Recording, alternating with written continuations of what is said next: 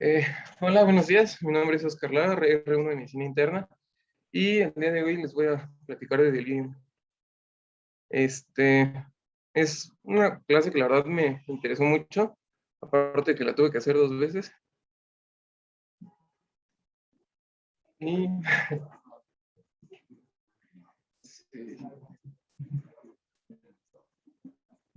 y bueno, hablando rápidamente de antecedentes históricos, la primera vez que se describió la enfermedad fue con Hipócrates en 2500 utilizando el término frentis y letargus, que describía los dos tipos de delirium, hipoactivo y hiperactivo. Cornelio Celso, en el siglo I antes de Cristo, utilizó por primera vez el término delirium, que significaba fuera del camino o del carril, y él lo asociaba principalmente a fiebre. Galeno en el siglo II después de Cristo diferenció dos tipos, el idiopático y el secundario, en donde encontraba una causa que él podía explicar y uno que no sabía exactamente por qué pasaba. Y hasta el año 1892, Moebius acuñó el término psicosis exógena, refiriéndose a un trastorno mental que provenía de una causa corporal conocida. Y en 1944, Kurt Schneider acuñó el término psicosis de fundamento corporal, igual fundamentando que el delirium tenía una causa que no era puramente cerebral. Y bueno, como introducción, el delirium es un síndrome neuropsiquiátrico severo que está caracterizado por un inicio agudo, esto es muy importante, de déficit cognitivo y de la atención, y puede variar desde un estado cercano al coma o catatonia hasta un estado de hipervigilancia o agitación. Puede llegar a presentar síntomas altamente estresantes de psicosis, alucinaciones y cambios en el estado de ánimo. E incluso hay diversos reportes que lo han asociado con trastornos de estrés postraumático, sobre todo en pacientes que estuvieron en terapia intensiva. Ocurre generalmente después de una enfermedad aguda, cirugía u hospitalización, iniciando como una cascada de eventos que culminan en la pérdida de independencia, aumento de morbilidad y mortalidad, como lo vamos a ver más adelante, institucionalización y altos costos para el sector público. Y bueno, en cuanto a la epidemiología, se considera que hay una prevalencia general del 23%, generalmente en pacientes ancianos hospitalizados, ya sea que estén en terapia intensiva o estén en hospitalización general. En Estados Unidos se ha encontrado que afecta principalmente a 2.6 millones de personas mayores a 65 años. Eh, Está presente en el 8 al 17% de los ancianos y hasta el 40% de los residentes de asilos. Supone un reto diagnóstico y se estima que hasta el 60% de los casos no son diagnosticados. Ahorita con la pandemia de SARS-CoV-2 se ha estimado que hasta el 80% de los casos no son diagnosticados y no son adecuadamente tratados. y la mayor incidencia se presenta en pacientes que se encuentran en terapia intensiva. Y bueno, como les había mencionado, tiene una prevalencia general en pacientes hospitalizados del 23%, y de acuerdo a diferentes procedimientos es donde se va a mostrar una mayor prevalencia. Por ejemplo, en cirugía, en una cirugía menor electiva, se ha estimado que llegan a presentarse mayor en un 20% de pacientes con alto riesgo. Ahorita más adelante vamos a ver cuáles son los principales factores de riesgo. En pacientes con bypass coronario en un 24%, en pacientes con reemplazo de válvula coronaria en un 7.2% cuando hay un abordaje transfemoral y 21.4% con otros abordajes. Posterior a un EBC tiene una prevalencia del 25%, y en pacientes que se encuentran en cuidados paliativos posee una prevalencia del 4 al 12%. Sin embargo, en pacientes que se encuentran semanas cercanas a su muerte, esta incidencia aumenta hasta un 59 a un 87%. En terapia intensiva tiene una prevalencia general del 31.8%, y en pacientes que llegan a requerir ventilación mecánica hasta un 50 o un 70%. En niños y adolescentes es muy variable la prevalencia, pero es estimado que en pacientes críticos llega a tener una prevalencia del 4 al 50%. Como podemos ver, es más frecuente en pacientes que son mayormente invadidos. Y bueno, vamos a tener dos tipos de factores predisponentes y factores precipitantes. Los factores predisponentes va a ser todo aquello que tenga el paciente que lo ponga en riesgo previa a su hospitalización de padecer delirio. Dentro de ello vamos a encontrar la edad, que se estima que tiene un mayor riesgo en pacientes mayores a 65 años, un deterioro cognitivo previo. Es por eso que es importante que tenemos que conocer el estado basal del paciente, fragilidad, comorbilidades. Sobre todo, hay un artículo que decía que las principales comorbilidades que se asocian a delirium es la enfermedad renal crónica e insuficiencia cardíaca, depresión o algunas otras enfermedades psiquiátricas, alcohol o síndrome de abstinencia por algunas otras drogas, desnutrición y alguna incapacidad visual o auditiva. Entre los factores precipitantes va a ser cualquier clase de insulto, es decir, que cualquier enfermedad, trauma, enfermedad aguda, cirugía, deshidratación, estrés psicológico o síndrome de abstinencia por el retiro de alguna droga. En esta tablita podemos ver que mientras más invasivo sea el procedimiento o la enfermedad, más incidencia y prevalencia vamos a tener de delirio. Por ejemplo, podemos ver que en las cirugías ortopédicas es muy frecuente, en un 51%, así como en las cirugías cardíacas. En alguna enfermedad médica general del 11 al 14%, pero en pacientes que están en terapia intensiva en un 82%. Y bueno, como ya les había dicho, algunas enfermedades psiquiátricas como demencia pueden aumentar su incidencia. Y bueno, va a aumentar el riesgo de desenlaces que disminuyan la calidad de vida de los pacientes.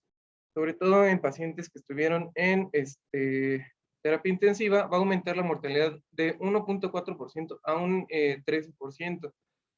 Una estancia intrahospitalaria de 1.4 al 2.1%. De hecho, en pacientes que están internados en terapia intensiva, que padecen delirium, se ha estimado que permanecen 10 días más de hospitalización que en pacientes que no presentan delirium. Y bueno, en EBC, pacientes que llegan a presentar delirium tienen una mortalidad 2 veces mayor que un paciente que no presenta delirium. Así como en pacientes en casas, en asilos y en el departamento de urgencias. Y bueno, en esta tablita, bueno, en este esquema podemos ver que vamos a tener factores predisponentes, como va a ser la edad avanzada, alguna alteración psiquiátrica, un nivel bajo de educación, fragilidad, discapacidad visual o auditiva, depresión, desnutrición, uso de drogas ilícitas y otro factor muy importante es la historia previa del delirio. Los factores que nos van a predisponer a presentar la enfermedad son todos estos que podemos ver en las tablitas, que son cirugías, la severidad de la enfermedad, infecciones agudas, desequilibrios hidroelectrolíticos, deshidratación, alguna falla de un órgano, una insuficiencia cardíaca. Todos estos factores nos van a predisponer a padecer delirium, pero también tenemos que cuidar los factores que posterior a la admisión del paciente nos pueden exacerbar o presentar un delirium. Entre los más importantes es el uso de opioides o drogas psicoactivas, el uso de benzodiazepinas, agentes anticolinérgicos, inmovilidad, alto riesgo de caídas, que tengan una ventilación prolongada. De hecho, se cree que en pacientes que tienen más de 10 días con ventilación mecánica, aumenta el riesgo hasta un 50% de padecer delirium, y sobre todo con qué medicamentos se tenga la pseudoanalgesia. Y otro factor muy importante es cuando hay pacientes que tienen sujeción física o que están invadidos, es decir, con catéteres o con sondas. Y bueno, otro factor muy importante que lo encontramos dentro del medio hospitalario es la alteración del ciclo circadiano.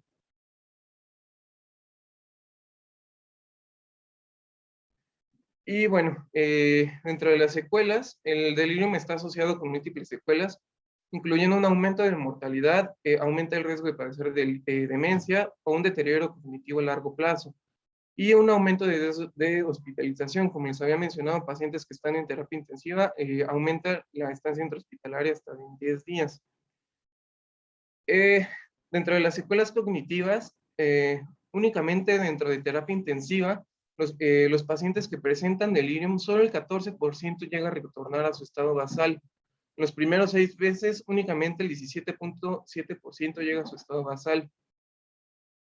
Y el 40% de todos los pacientes que desarrollan delirium llegan a presentar algún tipo de síndrome crónico. Y los pacientes con ventilación mecánica sufren un deterioro cognitivo hasta en un 71%. Y como ya les había mencionado, aumenta el riesgo de demencia hasta en un 62.5%. Dentro de las secuelas conductuales, se ha observado que hay una mayor incidencia en trastorno de estrés postraumático. Tiene una prevalencia hasta del 8 al 27%. Dentro de los factores de riesgo para padecer estrés postraumático, se encuentra el uso de benzodiazepinas, el tiempo de sedación y de ventilación mecánica, así como recuerdos. Dentro de entrevistas que se le ha hecho a pacientes que pasaron por terapia intensiva, hasta un 85% tiene malas experiencias dentro de terapia intensiva, entre los que se incluye aislamiento social y incluso llegan a mencionar que tienen múltiples pesadillas por haber estado en terapia intensiva. Y tiene un impacto económico importante. La verdad es que en México no encontré datos, pero en Estados Unidos se ha encontrado que equipara el gasto de caídas y de diabetes a nivel nacional, y en un estudio retrospectivo se encontró que entre toda la hospitalización, los pacientes con delirium representaban el 22% del gasto total del hospital. Y se creía que, bueno, se estimó que un gasto aproximado de paciente con delirium es de $63,900, independientemente del padecimiento que tenga. Y un gasto promedio de un paciente sin delirium es de $30,800, es decir, duplica casi el costo de un paciente hospitalizado con delirium a uno que no tenga delirium. Y bueno, dentro de la fisiopatología, a grandes rasgos, eh, tiene que haber primero lo que podemos llamar como un insulto, es decir, cualquier factor estresor o alguna enfermedad crítica, y vamos a tener 4 grandes vertientes que nos van a explicar la fisiopatología. Una alteración en la barrera hematoencefálica y una lesión endotelial, una activación de las células microgliales, un desequilibrio de los neurotransmisores, sobre todo en dopamina, acetilcolina y GABA. Y cambios estructurales, que estos pueden venir ya con la edad, como una muerte neuronal, atrofia cerebral y disrupciones de la materia blanca. Y bueno, en este esquema igual es a grandes rasgos un poco de la fisiopatología. Vamos a tener unos precipitantes del delirium que dentro de los que podemos encontrar envejecimiento, neuroinflamación, estrés oxidativo, una disregulación neuroendocrina y una disregulación del ciclo circadiano. Esto nos va a conllevar a una pérdida de las conexiones neuronales y una disregulación de los neurotransmisores, en lo que se va a conocer como una hipótesis de una falla orgánica, que nos va a llevar a una falla cerebral aguda y nos va a dar los diferentes tipos de, dependiendo de los neurotransmisores que se ven afectados, los diferentes tipos de delirium, el hipoactivo, hiperactivo, mixto. Y esto nos va a aumentar la mortalidad, puede dejar secuelas cognitivas o puede llegar a una recuperación funcional completa. Los subtipos de delirium que se ven con mayor afección es el hipoactivo, y los que tienen mayor recuperación es el tipo mixto.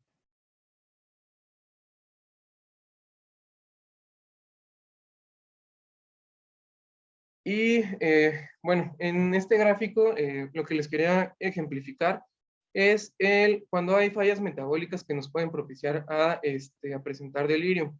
Aquí podemos ver que las neuronas se van a nutrir por la microvasculatura cerebral y el aporte sanguíneo, que nos van a aportar los nutrientes. Una de las partes importantes es que los astrocitos, mediante la lanzadera de lactato, al producir piruvato, van a ayudar a que la neurona tome el piruvato y lo ingrese en la célula para poder producir energía.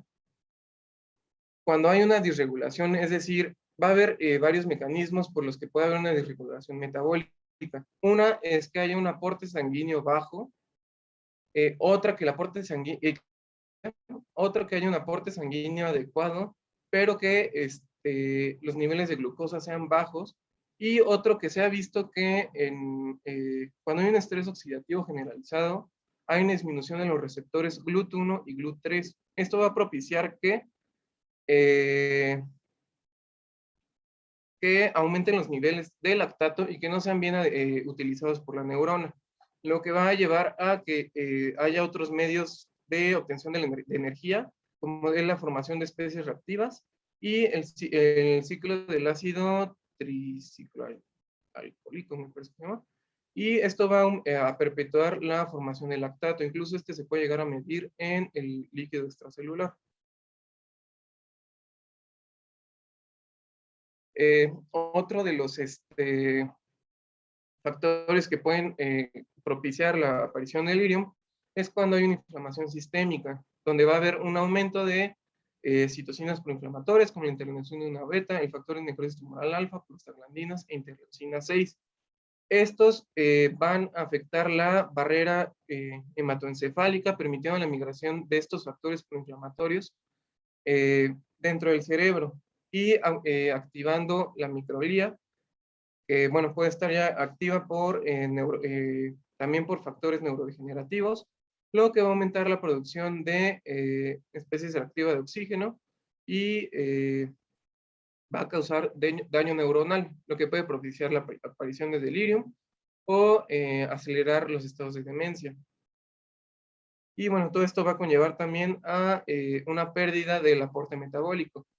De hecho, varios artículos de los que estuve leyendo mencionaban que la gran parte del daño, ya sea metabólico o por algún estrés respiratorio, conllevaba siempre al mismo mecanismo fisiopatológico, que es la hipoxia. Y bueno, en este esquema están representados principalmente los principales daños que va a causar, que se van a llevar a cabo en el delirium, como les había mencionado, una disregulación metabólica por parte de los astrocitos, una disfunción vascular, ya sea por daño endotelial o disfunción de la barrera hematoencefálica, que nos va a llevar a una insuficiencia metabólica, una pérdida de las redes neuronales, ya sea por degeneración por la edad o por algún evento agudo. El uso de algunos medicamentos como agentes GABAérgicos, drogas anticolinérgicas e antihistamínicas, lo cual nos va a llevar a una disregulación de los neurotransmisores. Como les he mencionado, principalmente de acetilcolina, de GABA y de dopamina. Todo esto nos va a llevar a una inflamación aguda, hipoxemia, creo que les mencionaba, una disminución del flujo sanguíneo y un desequilibrio metabólico, que nos va a llevar sobre todo a una pérdida de sodio y a hipoglicemia. Y bueno, sin embargo, a pesar de todo esto, no se conoce exactamente por qué es que pasa el delirium. Se han hecho múltiples estudios. Esta tablita es un resumen de alrededor de 16 estudios, donde a partir de diferentes alteraciones, tanto metabólicas como del estado sanguíneo, se ha medido la afección de los neurotransmisores. Bueno, a grandes rasgos, lo que podemos ver principalmente es que en todos los padecimientos hay una disminución de acetilcolina, un aumento de dopamina, una disminución de GABA, y en todos hay un aumento de inflamación. Es importante mencionarles también que si bien no se usa como diagnóstico, en el electroencefalograma se ha observado que hay, en pacientes con delirium hay una disminución de las ondas delta y ralentecimiento del trazo durante el padecimiento.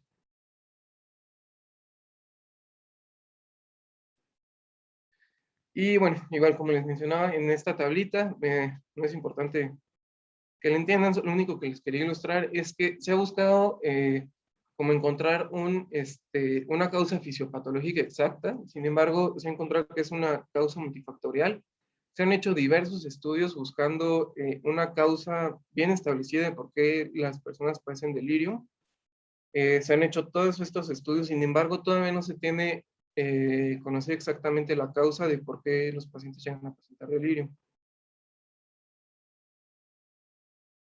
Y bueno, eso es en cuanto a la fisiopatología. En cuanto a la clínica, para la clínica nos vamos a basar principalmente dentro de los criterios del CAM, que van a presentar 4 criterios. Un paciente con delirium, para que sea con un resultado positivo, tiene que tener 2 criterios principales, que va a tener un comienzo agudo y fluctuante, e inatención, más cualquiera de los 2 siguientes, un pensamiento desorganizado y un trastorno del nivel de la conciencia. Y bueno, como les había dicho yo también, el delirium es una enfermedad multifactorial, donde vamos a tener una alteración psicomotora que nos va a dar el tipo de delirium. Ahorita vamos a ver los diferentes fenotipos de delirium. Una disregulación emocional, donde igual, dependiendo del tipo de delirium, podemos presentar irritabilidad, enojo, ansiedad. Una alteración del ritmo circadiano y una alteración en la conciencia y en la atención.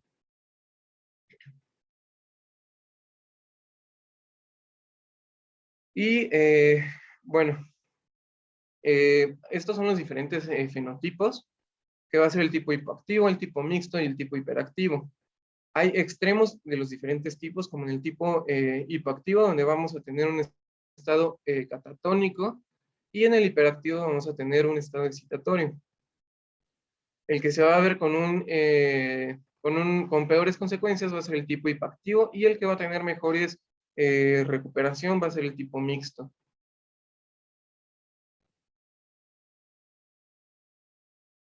Y bueno, también tenemos que aprender a diferenciar enfermedades que pueden hacer mímica con el delirium. Entre los principales podemos encontrar la demencia, la depresión y la psicosis. Eh, es muy característico y de hecho, yo considero que es el principal factor, que es un cambio agudo en el estado mental del paciente, que va a presentar el delirium y que va a ser un estado fluctuante, que va a tener inatención, que va a tener la conciencia alterada, un pensamiento desorganizado, actividad psicomotora, y que puede o no tener una duración crónica. La demencia generalmente son trastornos más crónicos, igual que la depresión y la psicosis. En la psicosis no van a tener una conciencia alterada. Y bueno, recordemos que lo más importante es un cambio agudo en el estado mental, que es lo que nos va a dar eh, una pauta para poder diagnosticar la enfermedad.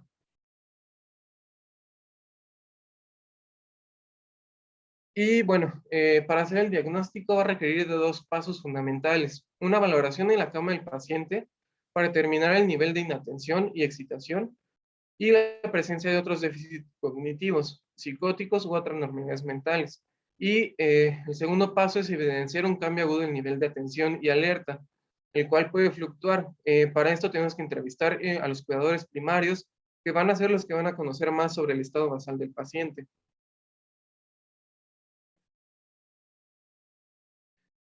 Y bueno, esto para hacer el diagnóstico, tenemos que conocer, es primordial que conozcamos el estado basal del paciente, que sepamos que hubo una alteración en su estado que nos va a llevar a los diferentes fenotipos y a un desenlace de la enfermedad.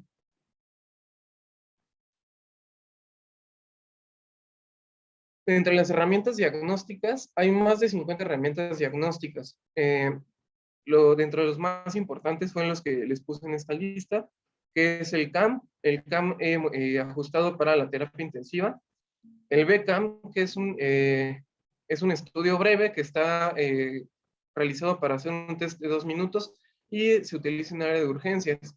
Y las demás, las mayorías de las escalas son generalmente utilizadas por la enfermería, como el Stanford Proxy Test for Delirium, que va a evaluar 12 ítems que son utilizados por la enfermería, el RAS, que se utiliza únicamente para conocer el estado de agitación del paciente.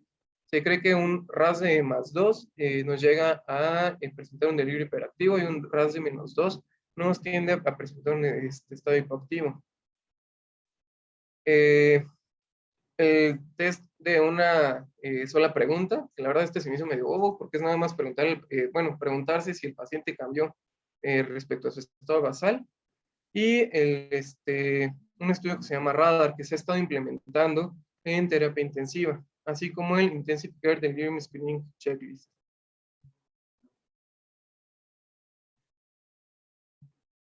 Pero los que son más utilizados son la escala 4AT, los CAM y el checklist que se utiliza en terapia intensiva. En cuanto al estudio, que las 4As nos va a dar diferentes puntajes, sobre todo si el paciente está alerta. Si es normal, nos va a dar una puntuación de 0 puntos. Si es anormal, nos va a dar 4 puntos. Un estado mental, un interrogatorio mental corto, donde le vamos a preguntar su edad, si está orientado en tiempo y lugar. Por cada error va a ser 1 punto. Si hay más de 2 errores, va a ser 2 puntos. Un, un, ay, un cambio en la atención del paciente y cambios agudos. Si tenemos una puntuación mayor o igual a 4, va a ser un test positivo. En el estudio CAM, vamos a tener 4 medidas, que va a ser un cambio agudo, inatención, una alteración en el nivel de conciencia y un pensamiento desorganizado. Como ya les había mencionado, los 2 primeros son obligatorios que los tenga el paciente, más 1 del 3 o del 4. Si hay esto, vamos a tener un resultado positivo. Y en el checklist de UCI nos va a manejar 8 dominios, que los vamos si la respuesta es que sí, con 1 punto; si es que no, va a ser 0 puntos. Y en este nos va a medir un estado alterado del nivel de conciencia, inatención, desorientación, alucinación y agitación, habla inadecuada, alteración en el ritmo circadiano y una fluctuación de los síntomas. Igual, si tenemos mayor o igual a 4 ítems, va a ser un test positivo.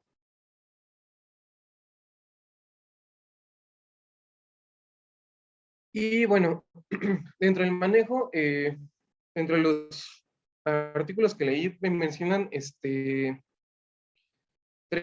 estrategias, que es el manejo de los subtipos, estrategias farmacológicas y estrategias no farmacológicas, dentro del que vamos a involucrar tanto el tratamiento preventivo como el tratamiento ya con la enfermedad bien establecida. Dentro del manejo no farmacológico, el uso de escalas nos va a permitir dirigir e iniciar un tratamiento a tiempo, y se deben buscar causas que expliquen el cuadro y dirigir las pruebas diagnósticas correctamente. Dentro de los principales del manejo no farmacológico es corrección de la desnutrición, de la deshidratación, corregir en la medida de lo posible el desequilibrio hidroelectrolítico, investigar medicamentos que previamente tomaba el paciente y discontinuar aquellos que sean un factor de riesgo o tengan un alto potencial anticolinérgico. Buscar restaurar el ritmo circadiano con medidas no farmacológicas, retirar en la medida de lo posible catéteres y sujeción, detectar deficiencias sensoriales, sobre todo auditivas y visuales, tratar de disminuir el aislamiento social, e informar a familiares y personas cercanas e invitarlos a visitar al paciente y que lo acompañen durante la enfermedad. Terapia ocupacional, y esto es muy importante, el complejo ABCDF. Ahorita les voy a explicar qué es ese complejo. Bueno, el complejo ABCDF va, van a ser diferentes medidas que nos van a disminuir el riesgo de padecer delirium. Dentro de la A va a ser el manejo del dolor. Un mal manejo del dolor cuenta como un factor independiente para padecer delirium. La B, que va a ser un despertar espontáneo del paciente. Tenemos que evitar la sobresedación del paciente. La C va a ser escoger adecuadamente la sedación y la analgesia. La D, identificar factores de riesgo que tenga el paciente previamente que nos predispongan a delirium. La E, que es una movilidad temprana y ejercicio. Este es un punto muy importante. Y la F, que es, esta F se ha añadido recientemente, antes únicamente era hasta la E, que es involucrar a la familia.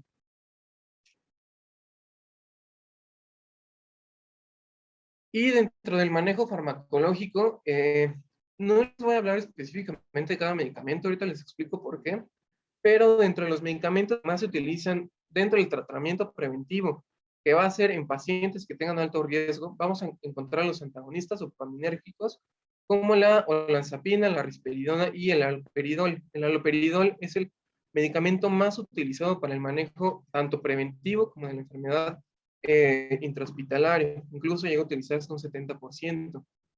Los alfa-2 agonistas, como la dexmedetomidina, que hay varios estudios retrospectivos, ahorita los mencionan las tablitas, donde se ha visto que el uso de Dexme en pacientes con ventilación mecánica contra el propofol disminuye considerablemente el riesgo de padecer delirio. Los antagonistas de glutamato y moduladores de canales de calcio, como la gabapentina, la carbamazepina y el ácido valproico. Y otros medicamentos que no han sido bien estudiados y que no se tiene evidencia de que tengan que ayuden a sobrellevar mejor la enfermedad, como la melatonina y agonistas de melatonina y los inhibidores de la colinesterasa.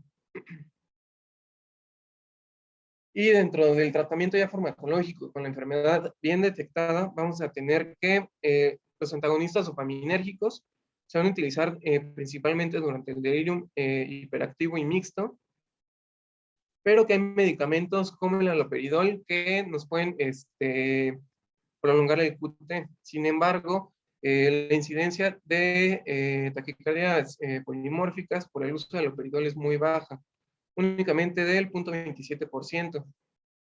Hay antipsicóticos alternativos al haloperidol que se han empezado a utilizar más, como la risperidona, que tiene una efectividad del 80 al 85%, y la olanzapina, que tiene una efectividad del 70 al 75%.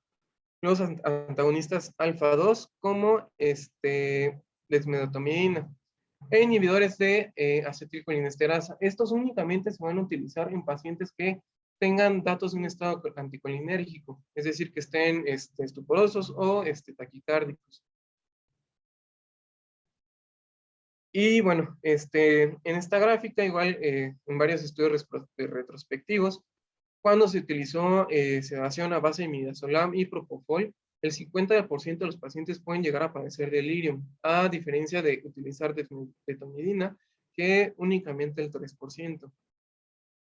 Y que bueno, el utilizar en procesos de extubación ya en Winning, se ha visto mejor, que es mejor llevar a los pacientes con dexmedetomidina que con otros sedantes.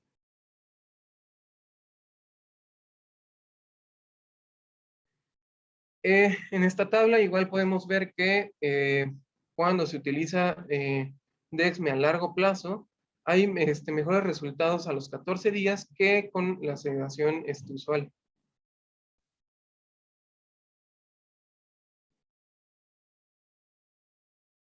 Y bueno, por esto les decía que el uso de medicamentos está restringido.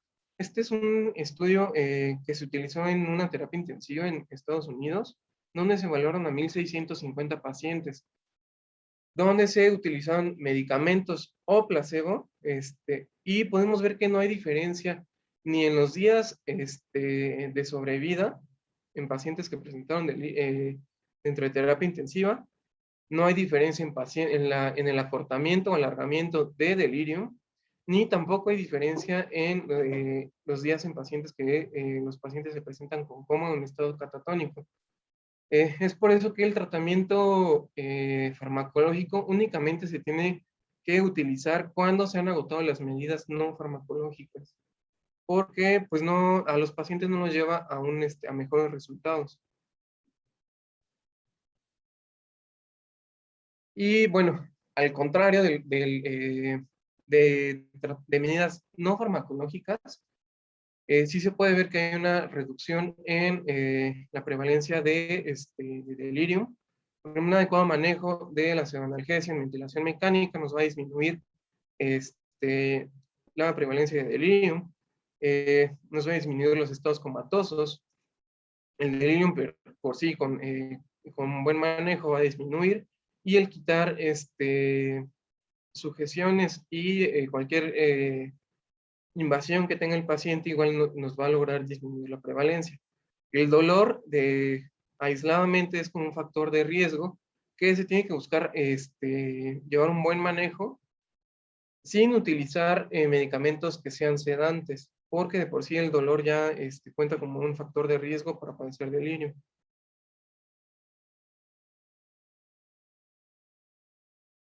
Y bueno, ya lo vamos a manejar como un algoritmo. Tenemos un paciente que llega al hospital, podemos evaluar rápidamente si tiene un riesgo para padecer delirium, tomar en cuenta cuál es la línea basal del paciente y en pacientes que tengan alto riesgo, establecer medidas no farmacológicas para prevenir delirium. Si llega a estar presente el delirium, tenemos que ya sea con alguna de las pruebas positivas, o si encontramos algunos factores psiquiátricos que nos pueden afectar la estancia del paciente, ya sea como demencia, depresión, psicosis aguda o manías. Una vez que ya tenemos confirmado el diagnóstico de delirium, tenemos que tratar de resolver las causas que nos estén llevando al delirium. Como ya les había mencionado, puede ser por algún desequilibrio hidroelectrolítico, porque la enfermedad se haya atenuado, o que tenga algún otro factor, incluso hasta un EBC, que nos esté dando alguna alteración en la conducta del paciente. Tenemos que prevenir complicaciones, proteger la vía aérea, protegerlos de broncoaspiración, dar un soporte nutricio y movilizar al paciente lo más pronto posible. Dentro del manejo de los síntomas de delirium, tenemos que aplicar, y es primordial aplicar las medidas no farmacológicas que ya les había presentado, y si ya nos queda de otra, pues dar medicamentos, tratamiento farmacológico. Entre los más utilizados actualmente está la olanzapina, que se puede dar de 2,5 a 5 miligramos dos veces al día. La risperidona de 0,5 a 1 miligramo dos veces al día, y el haloperidol, ya sea oral o intravenoso. Para manejar el ritmo circadiano tenemos que utilizar la melatonina o el remelteón, que son agonistas de la melatonina. Y bueno, está contraindicado el uso de benzodiazepinas en pacientes con delirium, a excepción de pacientes que estén en síndrome de abstinencia, ya sea por alcohol, que en aquellos que ya tienen afección hepática está indicado el uso del lorazepam, y en pacientes con el antecedente de uso de benzodiazepinas. Y bueno, eso es todo en cuanto a delirium. Les quise poner rápidamente eh, unas pocas diapositivas sobre COVID-19 y delirium, ya que se ha visto que ha aumentado hasta un 85% los casos de delirium ahorita durante la pandemia. Y bueno, hasta 2/3 de los pacientes van a desarrollar delirium. Se ha demostrado ya invasión del virus al tejido cerebral, así como el tratamiento médico que se ha implementado durante la pandemia, que ha contribuido a un riesgo muy importante de padecer esta enfermedad. Los pacientes llegan a presentar soledad extrema y distanciamiento de sus seres amados, creando y la imposibilidad de deambular libremente, creando lo que se conoce como una fábrica de delirio. Y dentro de la pandemia se debe buscar magnificar la dignidad humana y el respeto durante los cuidados. La mayoría de los pacientes van a ser ancianos que sufren un desorden neurocognitivo, hipoactividad y afasia, que les va a impedir expresar sus emociones o necesidades espirituales y que típicamente recibirían confort de sus familiares y cuidadores. Sin embargo, durante la pandemia, pues se han visto exentos de esto. Una vez que cuentan con la enfermedad, generalmente se ven solos y apartados de la sociedad. Eh, Esto es un poco de la fisiopatología de cómo se cree que el COVID puede propiciar delirium. Se cree que la entrada al sistema nervioso es por la lámina cribosa, por entrada nasal o por vía hematógena. Sobre todo hablan de... siguiente diapositiva.